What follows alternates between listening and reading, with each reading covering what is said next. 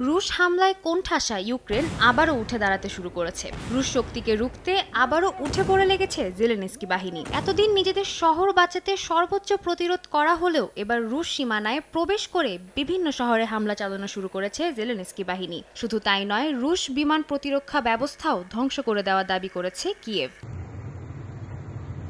তবে রাশিয়ার প্রতিরক্ষা মন্ত্রণালয়ের পাল্টা দাবি, কুর্স্ক সীমান্তে ইউক্রেনীয় সেনাদের প্রবেশ প্রতিহত করেছে রুশ সেনারা। একই সঙ্গে ইউক্রেনের রিজার্ভ ফোর্সের উপর বিমান হামলা চালিয়ে 400 সেনা ও 32টি সাঁজোয়া যান ধ্বংসের দাবি করেছে ক্রেমলিন।